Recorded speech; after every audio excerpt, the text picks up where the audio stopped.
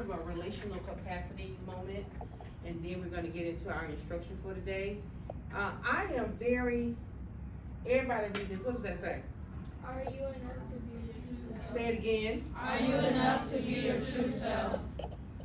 So, as we get into our life, I am noticing that a lot of us, a sense of accomplishment and not self-acceptance, but acceptance from your peers is very high on your priority list.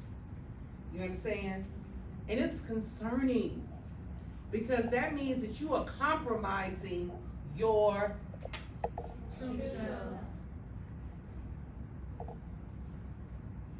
We slanting, right? So should we be leaning on anything? No elbows should be on no desk and tables or anything. We should be sitting straight up. At all times, we are focused. We are engaged. We are always ready. Always prepared. You understand? Because how else can we be engaged if we slouching and we chilling? It sets a tone. We should be sitting in our chair properly. If the back of our chair is the back, our back should be to the back of the chair, correct? Because we are ladies. Ladies sit in chairs like ladies. Fix our chairs, please.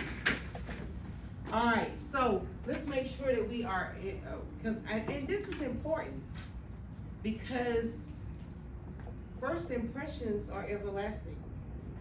I'm just gonna put a pin in this real quick and just say this to you. We had a couple of students that went to it was a summer camp that was going to be held at Harvard. So they had an informational, and so we invited, they only had one slot open for every school, right? Just one. But many students can come, but they were only going to pick one from every school. You understand? This was years ago, probably 5 or 6 years ago. So the students came in and they were sitting down, and apparently they stood out. So the man said at the end, "Can I see you and can I see you?" Now they were sitting on two separate sides of the room. And what were the chances they both came from the same school? And they were both AVID students, right? Yes. And he ended up saying he was so impressed with their focus and attentiveness. He said so many students were looking at their phone and scrolling, but they were sitting up and they were, and when he told them that, he came and he wanted to know, what is it? And I said, it's just AVID. That's just what AVID do. And remember, you can be a model for that, right? So now I bet you every other child in that room that were not even an AVID student will now start to practice, and their parents will be more intentional about making sure they're paying attention. Because they both got a scholarship. And remember, I said, how many do they get for each school? One. Right? One. And they both got one. Because he said they stood out to him. And he said, what were the chances that they came from the same school, same person that was their facilitator? What were those chances?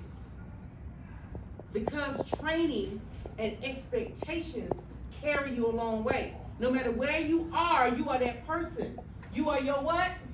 True self. Now if they had been like everybody else, trying to be like everybody else, they wouldn't have been a standout and missed a great opportunity. You see what I'm saying? Scholarships, just because they say this is the criteria, they might reconsider if they see something exceptional. Does that make sense? And you want to always be exceptional, excellent. So getting back, and I can take the pen out, I'm going to the thing. So now, I want to talk about being your true self.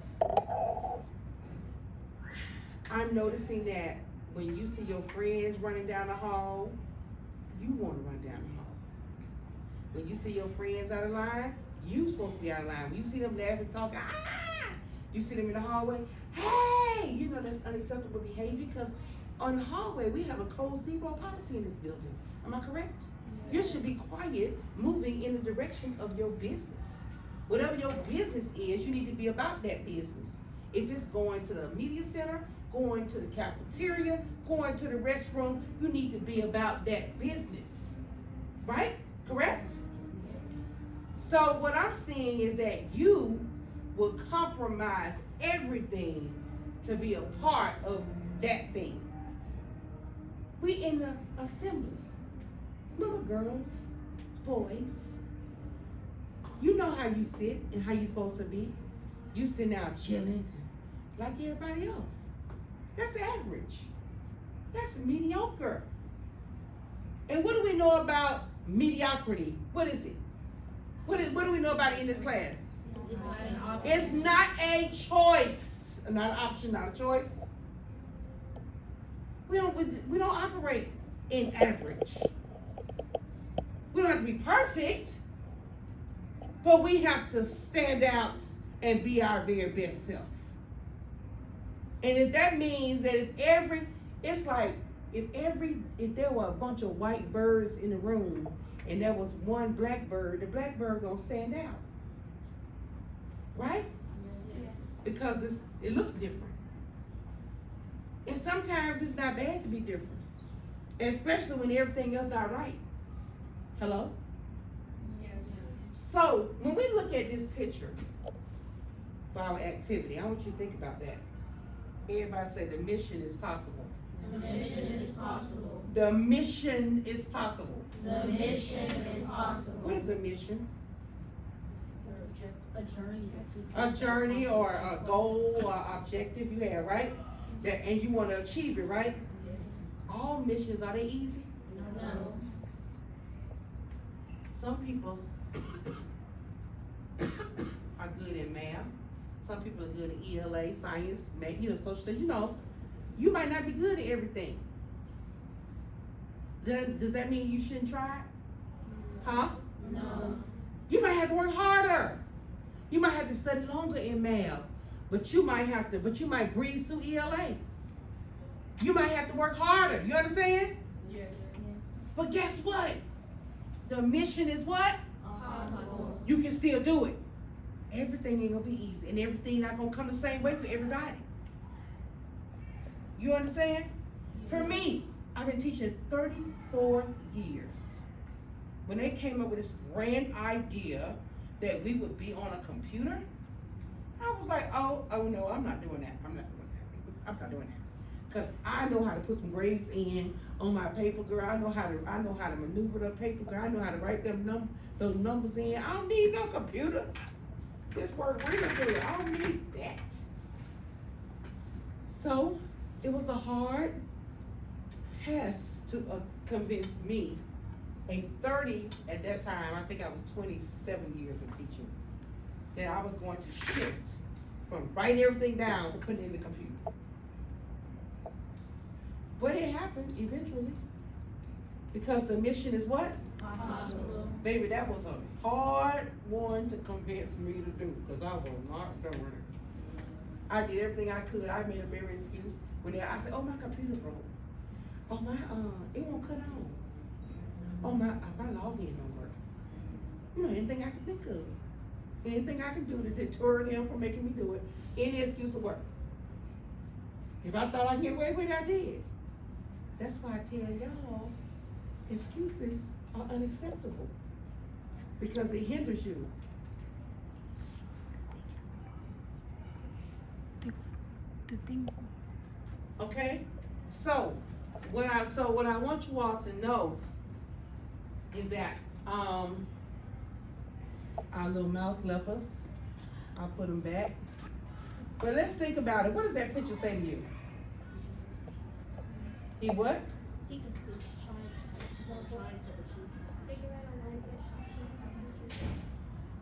like hard work and achieve. So what's the problem here? He can't reach it. He can't reach it? It's bigger than that, ain't it? Because if he reach it, what's gonna happen? The mouse trap. If he get that cheese, will he achieve his goal? Because what are the obstacles he faced right now? The mouse trap, and what can it do to him? Snap and kill him, right? It can be fatal to get that cheese. Just like sometimes when y'all getting stuff done, it can seem insurmountable. It can seem greater than you can ever think of. Like, for example, to do a pennant and a PowerPoint. Oh my goodness. That was a lot. Didn't y'all say that? That was a lot. Oh, and then she got the nerve to tell us the different areas she wants us to look up. And then I got to do it twice. I got to put it on a pennant. I got to put it in a PowerPoint. And then I got to be creative. Oh my goodness. Is she for real? And for some people, they were like, oh, that ain't nothing. But for some people, it was a lot. Do you understand that? Yes. Again, some things are easier for others. And some people have to work harder to do certain things. I had to work harder to learn how to do the computer. Excel spreadsheet, some of y'all would be like, blah, blah, blah. But for me, this how I was like, right? That's how I was feeling. A spreadsheet? Are you kidding me? You know, that's kind of how I felt. But for you, you'd be like, oh, that ain't nothing. You know, right? And there's some things that I say do, and they say, oh, that ain't nothing. So my whole point is that this is something, the same way this mouse is contemplating what his decision is, you have that same option when you in your classroom, when you're gonna be a flashlight. Remember you're gonna be a flashlight? What does a flashlight do? It brings what? Light. And light is good, right? Yes. That means you're gonna be involved in all, you know, you're gonna help to make sure that everything is running smooth and you can see everything that's happening. That means you're gonna be the role model in the room. But a lot of you decide to not be the light. You just become a part of the regular and the norm and the average behavior in the classroom instead of being a leader and a role model and doing and making a hard decision of doing what you got to do so you can be your. You know what happens if your parent get a phone call. It might not end the same way theirs will, but you know how yours gonna end, don't you? Yes. So he's stuck between, do I entertain that cheese and risk it all? You know, or do I figure out the right decision to make to get it? Because this mission is possible, isn't it? Yes. Huh? Yes. Oh, he can get that cheese if he figure it out real good, right? Yes. Even if he, he might swing a little. This thing might raise a little, and then by the time he get to a certain place, he might be able to click it, and then when it snap over, he'll be up in the air. He good. He can think about it, right? Yes. But he got to think about it. He got to make a decision. And a lot of times, you do not feel good enough about your true self because you want to be liked. You want everybody to laugh at you. You want everybody to want to like you. You like them when they come down the hallway and everybody say, hey, Johnny. And you be like, I want them to say, hey, Susie. I know there's no Susie and Johnny here. That's why I call them two names, because then I don't have nobody to say, you call me out. But you understand. As you all got to start being your who? Yourself. If they don't like me, they don't need to be with you. It is, how many? 526 graders here. I know you can find one that's a good role model that is similar to you. And y'all can be friends or be acquaintances. Be able to talk and laugh with somebody that's like you. You'll find them. If they the coolest kid in the room, who cares? Because all I want to be is my Yourself. Nobody defines me. Nobody tells me who I am. I tell myself, this is what I want to do. This is how I'm going to do it. Because I always say, if I'm going to get in trouble, I'm going to get in trouble on my own. Like when I drive, sometimes I drive fast, sometimes I don't. But if I'm driving fast, it's going to be because I made a decision. It's not gonna be because somebody in the car says, you better hurry up. You better hurry up. And then I'm driving 60, I get a ticket. They not gonna pay it. Do you understand that? Yes. The insurance not in their name. So I gotta make sure I'm my what? True self. Everything I do, I want to do it because I want to do it. Because when I get in trouble because I made myself get in trouble. Not you, not them, not they. Do you understand that? Yes. And the problem I'm seeing with a lot of you, when you first came up in here and all this, you were a little chipper and focused, and you had all your work done, you had your binder together. A couple of months later, you started meeting a few friends, and they were like, girl, I ain't doing that. Now, these people not in the class, but you here. So you let somebody tell you how you gonna move in your daily, in your day to day. They don't know what you have to do. You understand that? But instead, they don't keep their binder straight. They don't never have their work. So shoot, I'm just gonna talk on the phone to them the whole time, and I'm gonna scroll with them. By the time you look up, it's 10 o'clock, 9:30, and you ain't not done any work. You just been and now you behind. You understand? Yes. So you gotta learn how to be your what? True self. You can't let nobody else tell you who you are. Everybody say, I am enough. I am enough. I am enough. I am enough. I am enough to be my true self. I am enough to be my true self. Nobody Nobody defines me. defines me. I am my what? True self. See, now I know your parents mold and shape you and tell you the right and wrong things to be. But ultimately, you have to decide who you're going to be and what decisions you're going to make. Because one day, and it don't mean your parents going to leave this earth, but one day you're going to be somewhere where you're going to have to make a decision. And remember this, if I can't tell my parents, I shouldn't be doing it.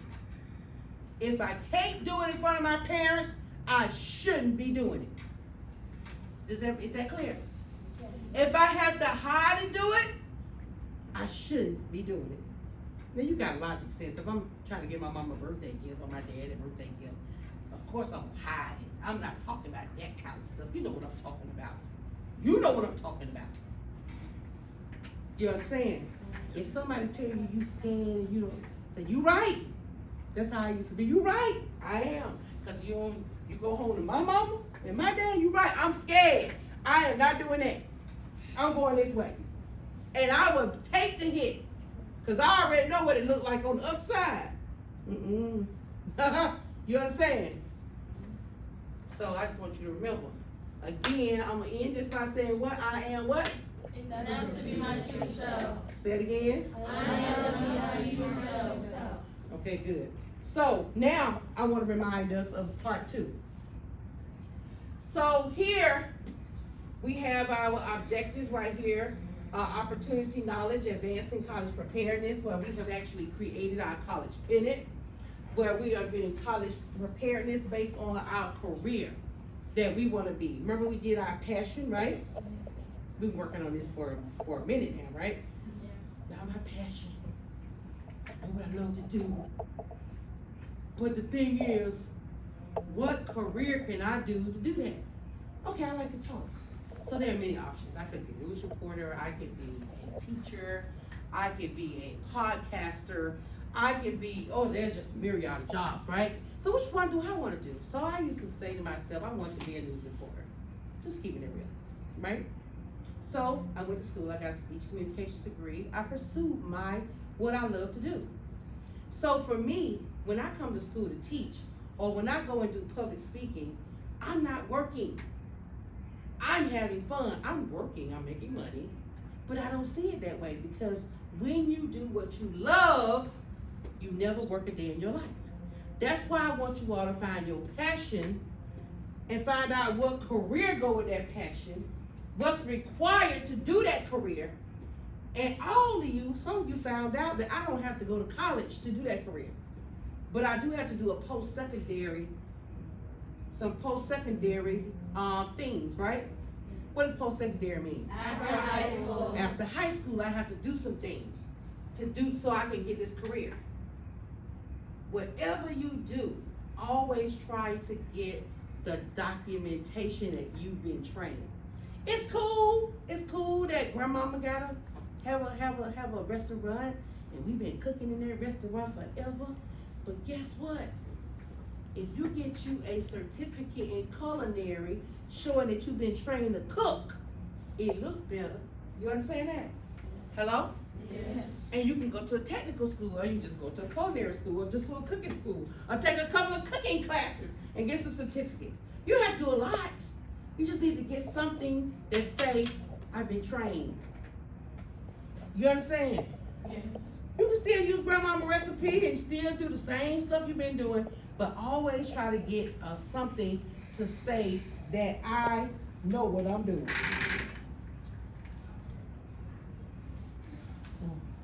Okay, so now I want to talk about the rubric when we get up here and present.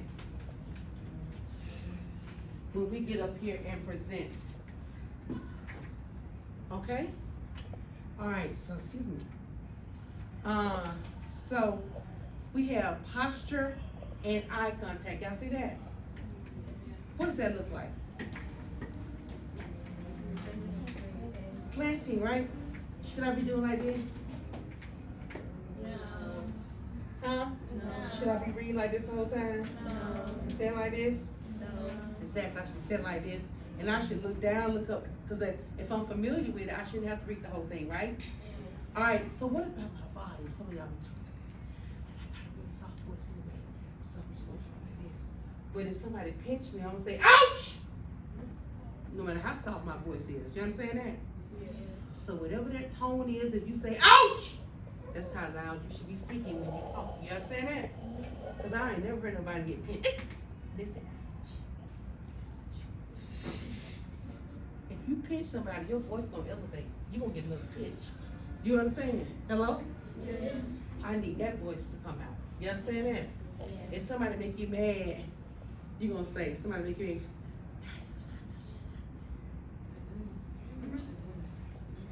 Even the softest spoken person is going to elevate their voice when somebody upsets them, right? I need that voice, that volume to come out. Everybody clear? Because we all want to hear what you have to say. It's important. If you bother to do a research to show us, we want to see what that looks like. Okay? Hello, okay? Okay. Now, preparedness. When you get up and get here and you are walking around, looking around and really don't know, or you got to have some words on your PowerPoint that you can't say, you didn't prepare properly. You know what I'm saying? Because if you did it, you should find words that you know. And if you don't know it, you look it up and find a synonym. What is a synonym? Words that have the same Had the same meaning. And I can remove that word that I don't know and put that word in. But we definitely want to continue to increase our vocabulary. So we want to make sure we know how to say the word. All you gotta do now is type in a word. Back in the day, we had to get a dictionary, open it up, and phonetically pronounce it. But now, y'all have it good. All you have to do is put the word in the computer and click that little volume sound, and it'll pronounce the word for you. That would be what preparedness looks like. But what I have is people don't know how to say the words because they're not prepared. When you do an oral presentation, it's not just because you did it, it's I'm ready to present it. It's a difference between doing it and presenting it. You got it? Yeah. Okay. So then you got the focus. This is the problem with that menu. Not many, a few you have. If I'm doing my project and Avery say something, you make a facial expression, they tell me, stop boy, I'm done doing my project. We'll hit something. Y'all, see, that'll get you a low grade on focus. because you're not focused. You allow distractions to come in. Then you have the speaking techniques, enunciation. I can hear every word you say. Everybody say Peter Piper. Peter Piper. Picked a peck Picked a peck of pickled peppers. of pickled peppers. Peter Piper picked a peck of pickled peppers. Peter Piper picked a peck of pickled peppers.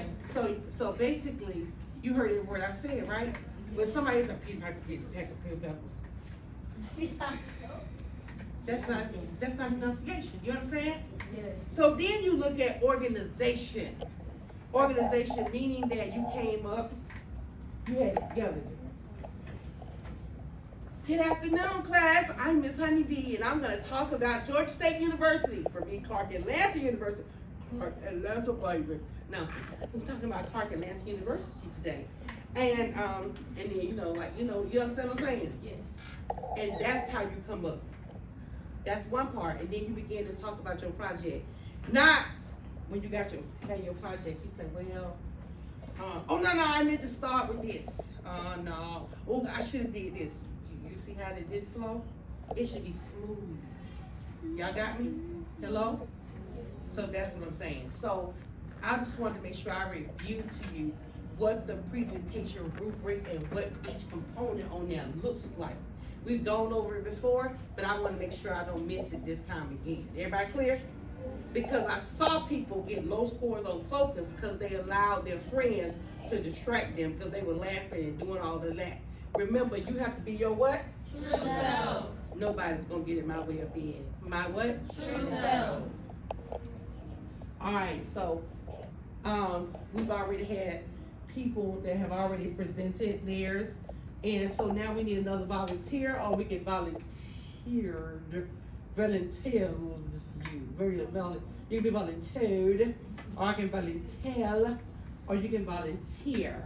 Which one is it gonna be? Do I need to volunteer someone? Okay. So we'll start with you, Kaylee.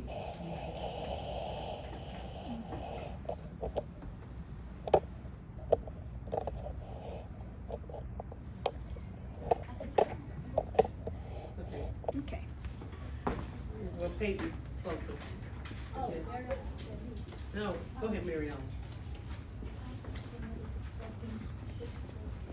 Okay, we have five. Thank you, my timekeeper. Thank you, Doc. Okay, come on. We only can do one right now. We went over. Okay, go ahead.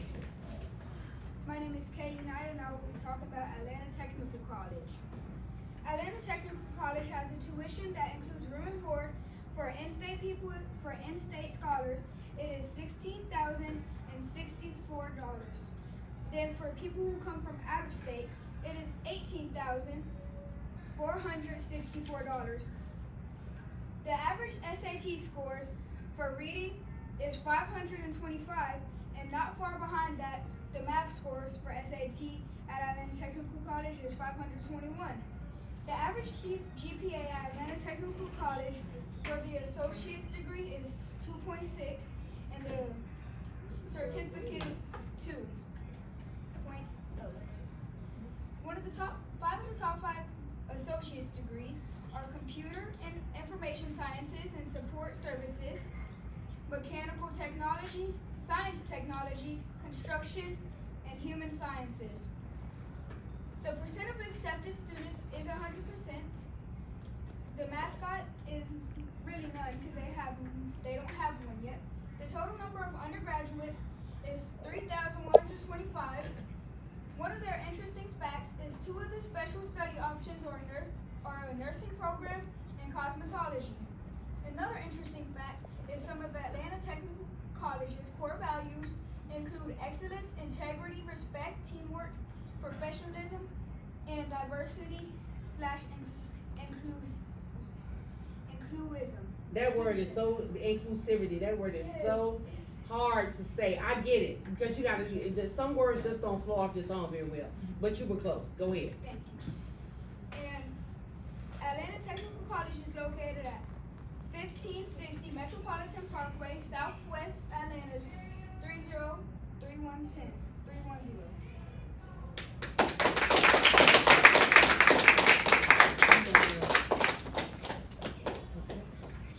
So, wait a minute.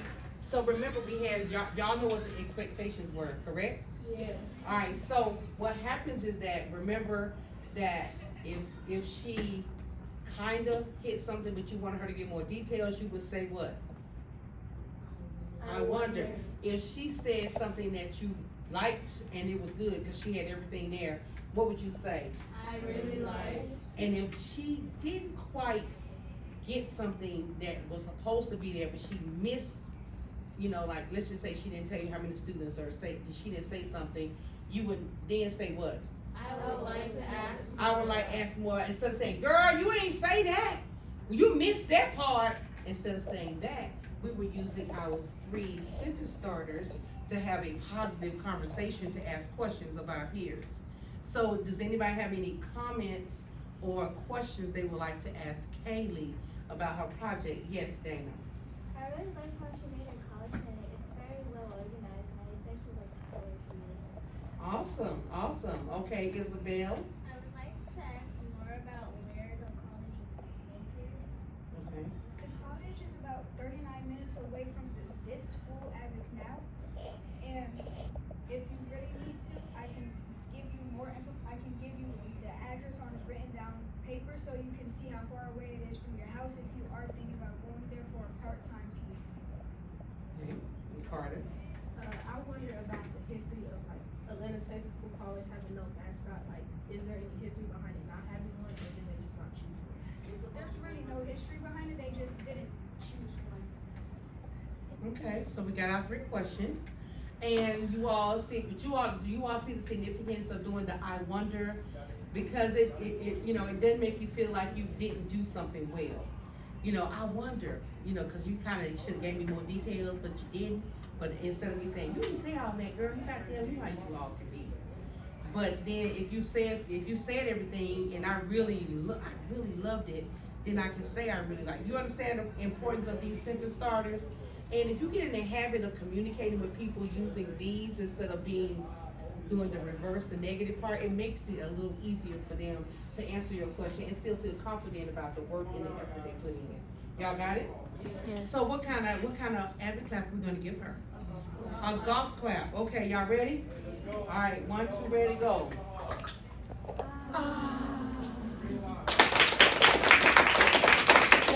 Thank you. All right, so let's get ready to